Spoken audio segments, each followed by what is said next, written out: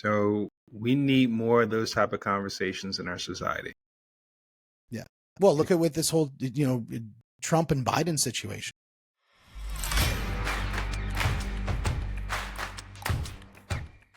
And welcome back to the Money, the Mindset, and the Mentoring podcast. Today, we have Philip Blackett on the show.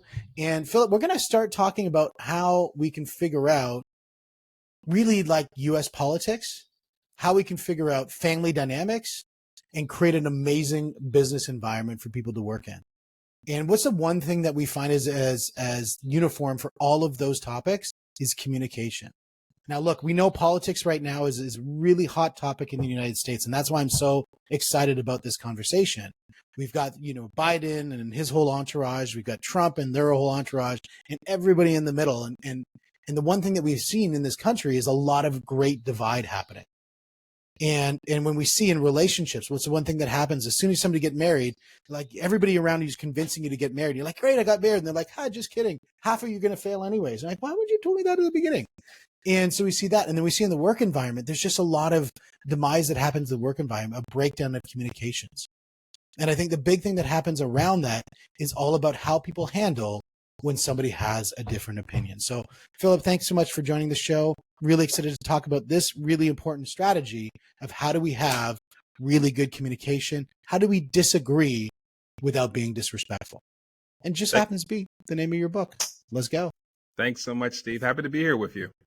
Yeah, man. So let's talk a little bit about like what makes you qualified to have this conversation? Why should people listen? And what is the reason that we're gonna go down this path here? Yeah, so I think it's a great question. So I think a couple of things to think about for me. So my name is Philip.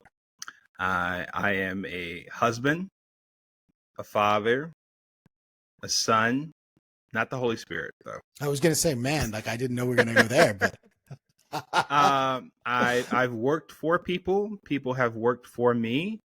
I've been a neighbor. I've been a classmate. And I've been a friend. Now, why do I say all that?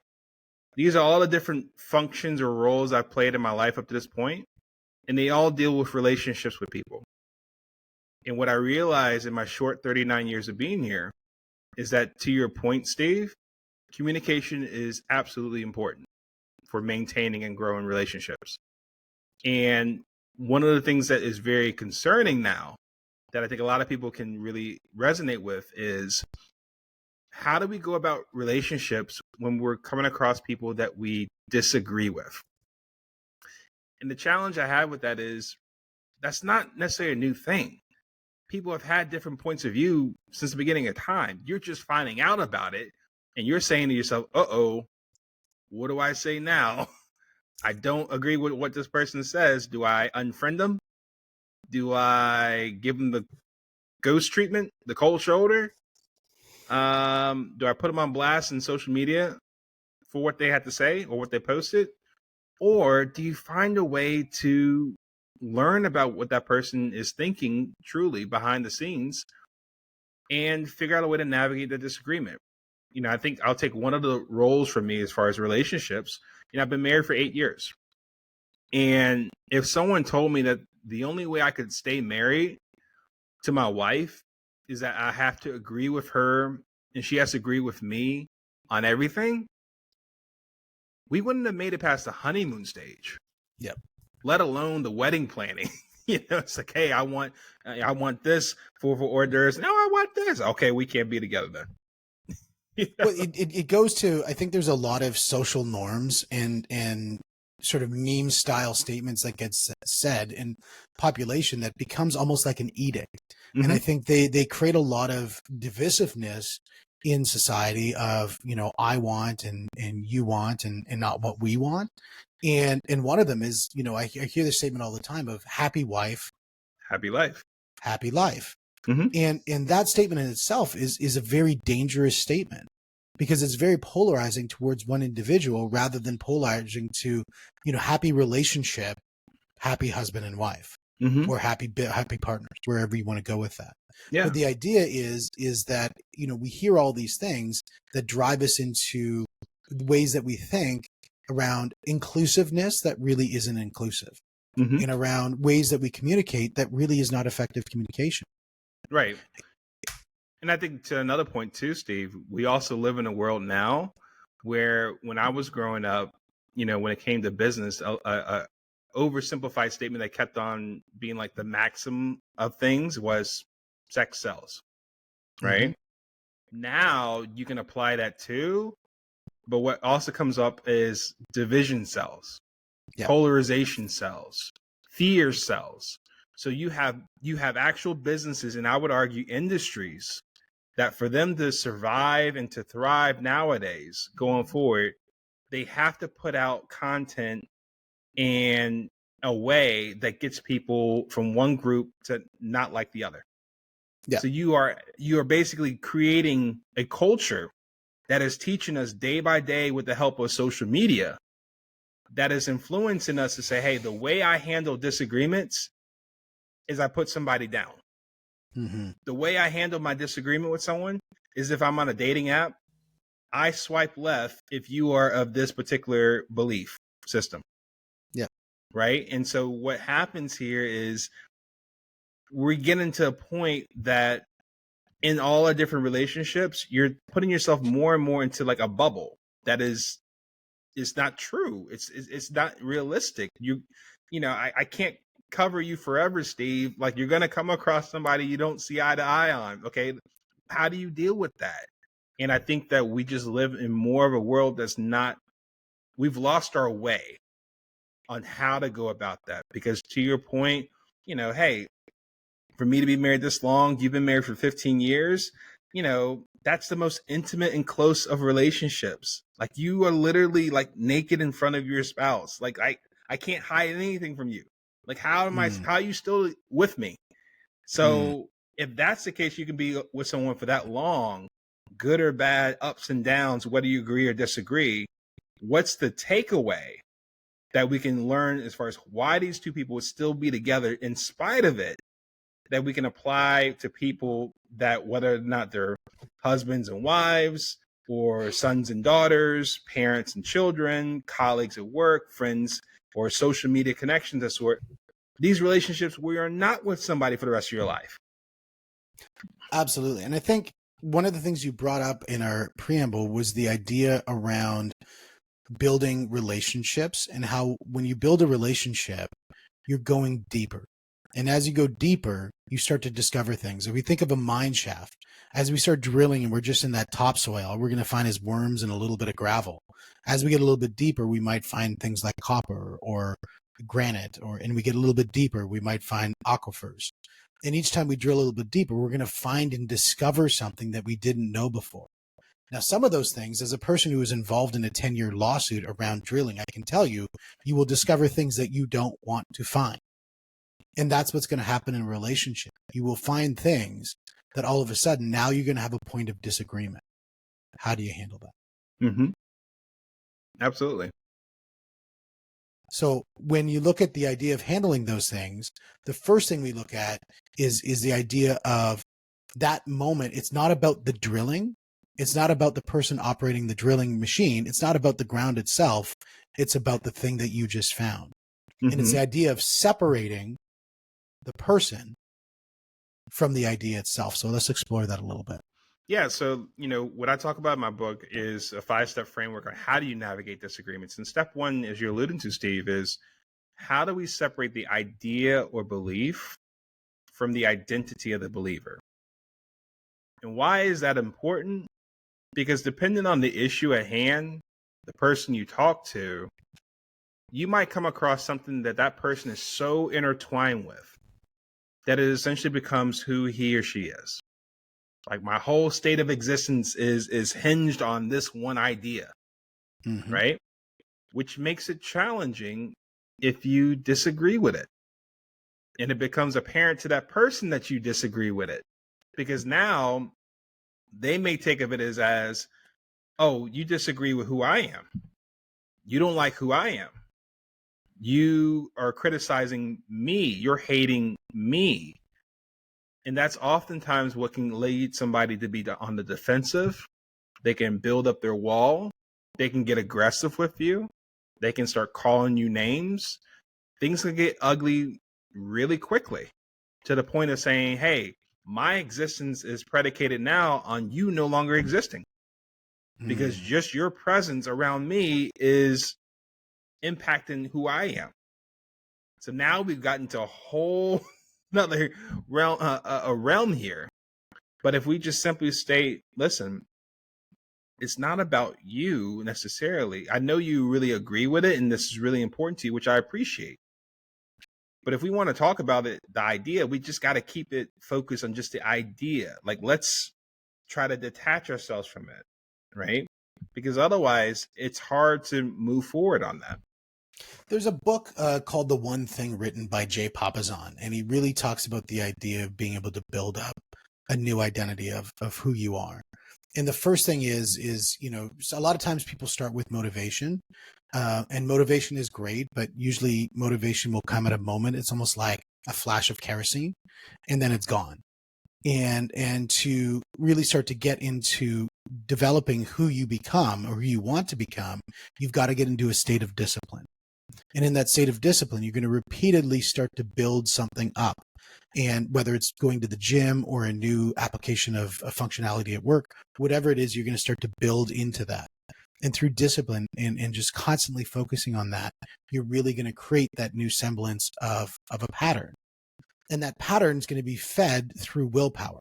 Mm-hmm. Willpower is fed really through success of whatever you're doing. I mean, if you keep on telling me to do burpees every day and I'm not feeling healthier, I'm looking at in the mirror and I'm like, I'm still out of shape. What's going on here?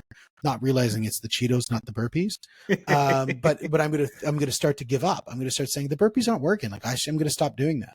But if I start seeing success, I start to do that.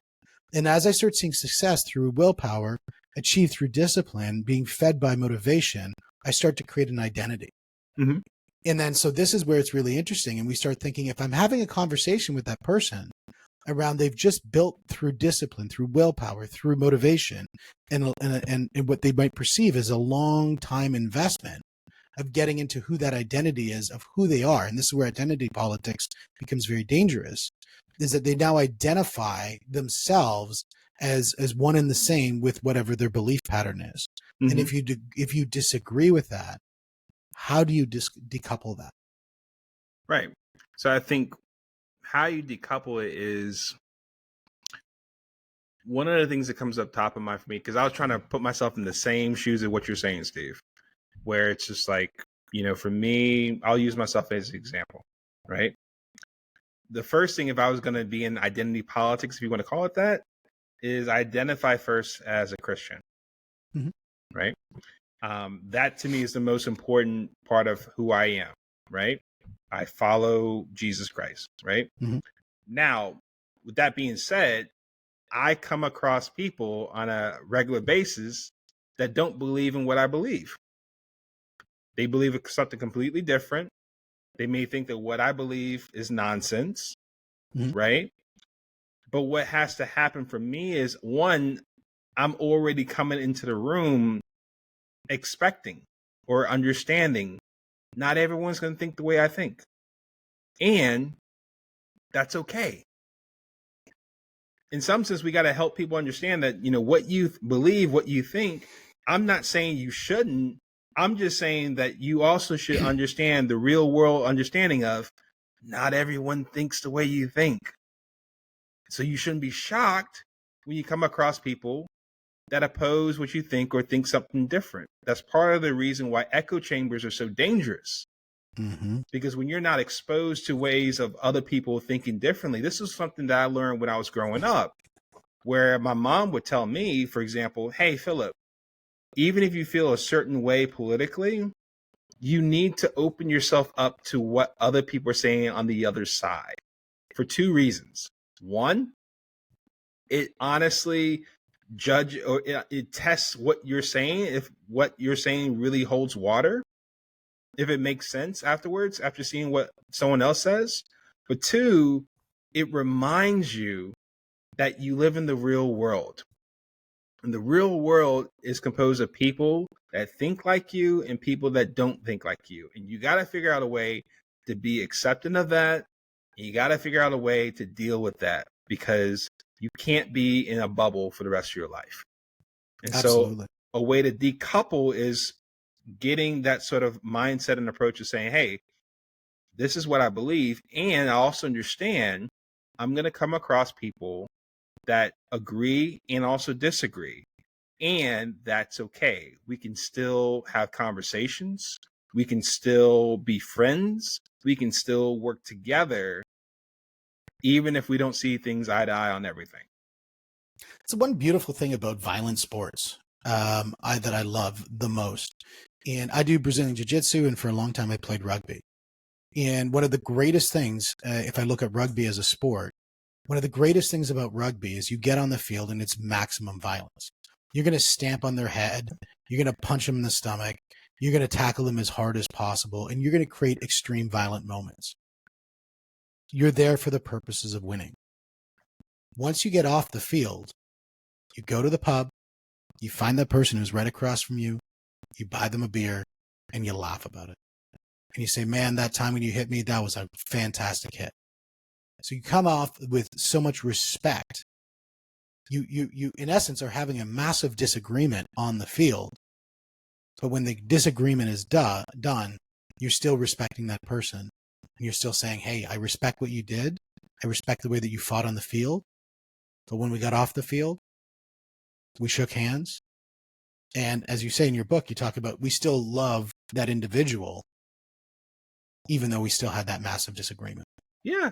Like, Steve, competition is not a bad thing. Yep.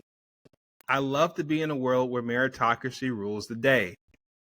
It's between you and me, Steve. Someone's going to win, someone's going to lose, okay? The risk of me losing shouldn't be the reason why I don't participate in the first place. Yep. Right? So whether it's in business or sports like rugby or politics, you're going to have people that compete. That's not a bad thing.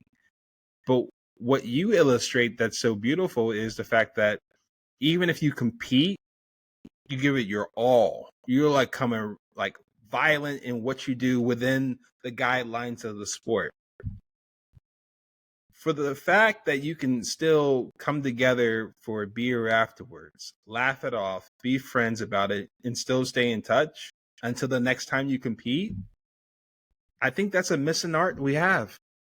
Yep. Because people feel like it has to be mutually exclusive. But that doesn't have to be the case. You can still compete with somebody or have a different way of viewing things and yet still respect and love that person in a healthy relationship. Yeah. Yeah, my buddy of mine had a tattoo and it said, for those who shed blood with me, I shall call you brother. And I thought that was a great tattoo because it meant that you were willing to go into deep places with that individual, a deep disagreement, which I think those are what I call like really, momentous moments, like really hard moments. But out of those hard moments, you learn the most. Yep. When I have a match of jiu-jitsu, like I went through a period where I get on the mat and I would just win. I go to tournaments, I would just win. And unfortunately, I was a white belt for way too long. And I go to tournaments and it was just like, it's not fair. And because I wasn't having that heavy competition. And so, but the moment you get on the mat and somebody takes you to those deep waters that you are seriously uncomfortable and you're really testing your limits, you become a better person out of it. Mm-hmm. And I think that if we take those moments of disagreement, it's like Hegel's dialectic. You have a thesis and an antithesis. When you have two things that are colliding of momentous thing, you get synthesis. Mm-hmm. You get something that happens. When you collide an atom, you can create, worlds, these kind of momentous thinking. And so I think the idea of having two things that are very different colliding to create something better, I think is something that people really need to dive in on. Yeah. And I think to your point, Steve, you kept hitting on the word deep, right? Like, I don't think people want superficial connections and relationships. I think that people are more connected with those who they share something more intimate with, right? Whether it's a marriage or it's a fight on the rugby field. Yep. Right. It's being in the trenches. We talk about this stuff as far as like, in war and in business, like you were right there with me. We went through our darkest periods of time. You saw me at my worst, I'm most vulnerable. Like those relationships are much more likely to be intact for the distance than ones like, oh, Hi, Steve. Hey, I'm Philip. That's it. That's right. So I think what goes with that is the trade-off. If you want intimacy, if you want deepness, you don't want the tip of the iceberg type of connections and relationships, right? You understand as you're dealing even with the mine shaft example, right? You have to dig deep over time, and you're going to come up with stuff that you didn't experience or anticipate beforehand, but you work through it one way or the other, even if you don't see eye to eye on it. But it's oftentimes when you work through those tough spots where most people would quit or want to go for something more convenient or less investing of themselves and their time and their energy and resources. That's what really gets to the heart of a long lasting connection with somebody, a I more think intimate relationship.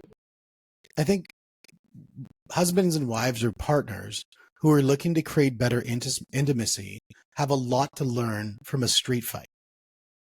Because when you think of a street fight, the person who walks out in the street fight, who's all freaking out, yelling and screaming, and they're all heightened in emotions, and they get into that fight, and they go up against a professional trained fighter.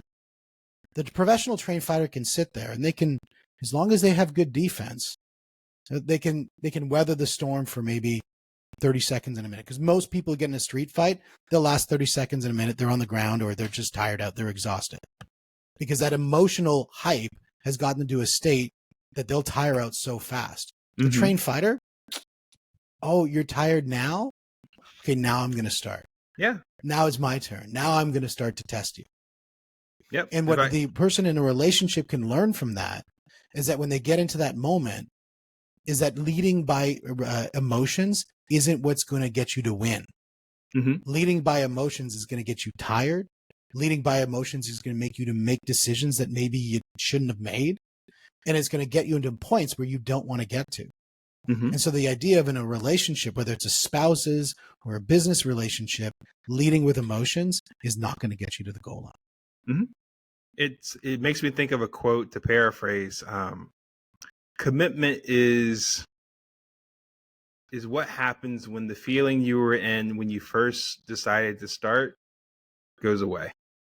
Because everybody can get excited about a new goal, a new opportunity, and just like, hey, like the adrenaline rush is there, right? To your point, like I'm getting in a fight. I have no idea what I'm about to do, but I'm getting in a fight.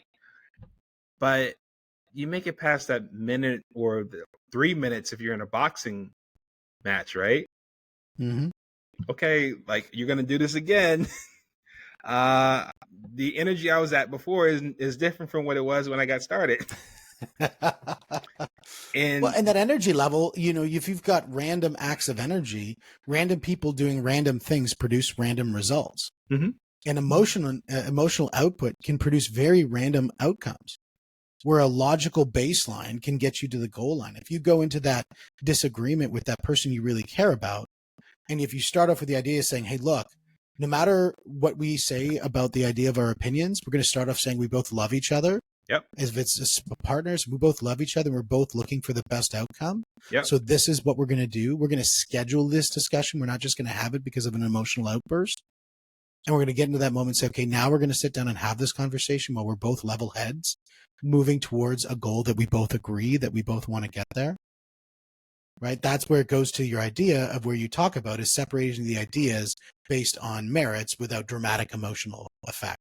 Yeah. And I think that's something that's really important. Yeah, especially I keep going back on your trained fighter analogy, right? It's like if you come into it knowing, okay, if I just last the first couple minutes, I know there's something afterwards.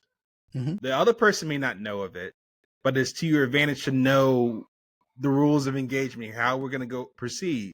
So it's almost like, in a sense, it's almost like why I love sales so much. If you're a really good salesperson, you know that you've been through this over and over and over again. The other person might not have, but one of your things is coming to the conversation and say, you know what, Steve, this isn't high pressure here. I'm just trying to see if what I have to offer you is something that's helpful for you. And if it is, great. I'll share with you next steps on how you can be a part of it. If not, no big deal. I mean, at least you know more of what you're looking for, and hopefully I can point you in the right direction. Does that Yep. sound fair? Yeah, absolutely. So it's almost like a sense like even with a disagreement, I come in there in a sense something similar. Hey, what do you agree with me or not, Steve? I still respect you, dude. Still love you, Mm-hmm. brother. We might not see eye to eye. That's fine. If you do, great. But that's not what's most important to me. What's more important to me is our relationship. Yeah. And so with that being said, we can talk about it for sure. I just want to make sure you know that I still love you, man. One way or the other. Yeah. And that sort of thing is very disarming for people because they're looking at it with the aggression, the adrenaline. Oh, we're about to pummel it out, either in person or online. But when you take that out the wind, I think it pleasantly surprises people, and it Absolutely. actually disarms them to the point where it's like, oh, okay, well, I guess we can actually just talk about it. Because part of the debate or disagreement, to your point of the thesis and the antithesis, you're exchanging information. It's an information sharing exercise. Yes, you'll evaluate which one is better, but in some sense, if there's something that's important to me, Steve, that I'm sharing with you, I look at it as I'm giving you a gift. You didn't know this about me. I volunteered. I shared it with you. You now get to know me better as a result. But Yeah. what also comes with that is a responsibility because what I'm also looking at the same time is what do you do with that gift in front of me? How With you with the gift of knowing you better comes the Mhm. responsibility of how you handle that gift. Exactly. Yeah. Exactly. I think that Because makes that is going to tell me, do I share more with you? Do I open up more? Or do I close myself off? Do I build my wall up? Do I find you as somebody that I can trust with something like that, that for other people I might get criticized and made fun of? But you know what, Steve? You took the time to know more about me and the backstory on why this idea is so important to me. And I Yep. appreciate that because I know I can't do that with other people. And I, that oftentimes, even if we disagree, that person's going to remember your approach in a way that said, wow, Steve's just not like everyone else. there was a lady who called me probably about a year or two back when I was doing a mortgage and real estate deal, and she said, "Hey, is this Steve?" I said, "Yes." She said, "I just wanted to know you are greedy. You are the worst person in the whole of the city. You take care of you take advantage of young women. You and she just name called for about 45 minutes, or not 45 minutes, about 45 seconds. Okay. She said, you're this, you're this, you're this, you're this, all these bad things she said about me. And I could have said, well, I've got a 5-star review here. I've got this, but I knew that that's not the right way to handle things. What I did is I agreed with her. I said, you know what? If I felt that somebody was greedy, if I felt that somebody took advantage of women, if I felt that somebody was only in it for themselves and only in it for the money, I would do is exactly what you're doing right now, and I would call them out on it. Mm-hmm. I would go and I would pick up the phone and I would have the courage that you just did to call me to have this conversation. So thank you for doing that. Whoever you're doing this for is so lucky to have somebody in their court like you. And then she went on again. She's like, oh shit, I went on an argument. And so then she went even deeper. I'm like, you're right. These are really good points to bring up. These are really important. Let's talk about these things. And let's see if they have merit. And so the idea of agreeing with somebody when they're in a heightened situation is the same thing like we talk about in a fight, is that if somebody's throwing a lot of energy at me, and especially in Brazilian Jiu-Jitsu, you use this all the time, is you let them spend their energy. Let them get themselves into a position. Just go with it. Why fight it? Just go with it. Let them burn themselves out a little bit. Once they burn themselves out a little bit, then it's like, okay, now we can have a conversation. Cool. Mm-hmm. Perfect. And she turned into a great advocate. She realized that the number one reason why she felt that was you just didn't feel included in the whole process. Mm-hmm. And it wasn't my choice that she wasn't included. It's because her daughter was growing up, and she wasn't prepared for her daughter to grow up to be an adult and independent thinker. Mm-hmm. And it's a tough moment. And I know, having kids, watching our kids grow up, that it's very tough to go through those situations, that you see your kids become independent. They don't need you as much anymore, and they want to make their own mistakes. And it's hard. So as a parent, she's going through a very tough situation. And I'm with her 100% on that. Give me a couple more years, I'll be even more with her on that one as my kids get older. Yeah. So the idea of agreeing with them and being in a state of agreement about how they feel, because you can't change that. You can't change how somebody feels, but you can have a conversation about the idea itself. And here's what I would say too, Steve. Clearly, you learned a lot from her over the course of that conversation. Mm-hmm. How much would you have learned if the moment she started reeling into you, you started going on the defensive? Nothing. I would have learned nothing. I would have learned that I would have hung up the phone and said, that person is crazy, rather than having an amazing conversation with somebody who just truly cared about their daughter. So we need more of those type of conversations in our society. Yeah. Well, look at with this whole, Trump and Biden situation. Mm-hmm. Trump and Biden, we've got two very different, very divisive sides of the fence. Mm-hmm.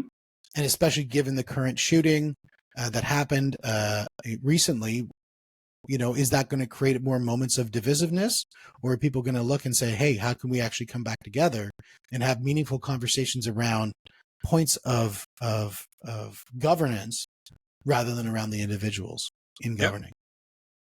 Here's one of the things that's been helpful for me, Steve. How old are you? 48. So I'm 39. You're clearly older. You're I look at it from a sense of I'm learning from you. I'm the young grasshopper, right? You're my Mr. Miyagi here, right? But with that being said, how many elections have you probably lived through? Well, every 4 years? So you just do the math Every on two, that one. every So 2 to 10. 4 years, right? Yeah. So the thought is once again the thesis and the antithesis, right? One party versus another party, they're gonna clash. Where do you go from this? One of the things I keep going back to the experienced fighter. If you've been through this enough times, the experienced salesperson, you've been through this enough times, you've seen this before. History tends to repeat itself within a certain degree. I've seen this movie before. I kind of sense what this election is going to be about. One side's going to think the other one is horrible. The other one's going to think that their vision for this country or this town is horrible. They're going to go about it and say, hey, people in the middle, choose our side. You don't want the other side. Okay.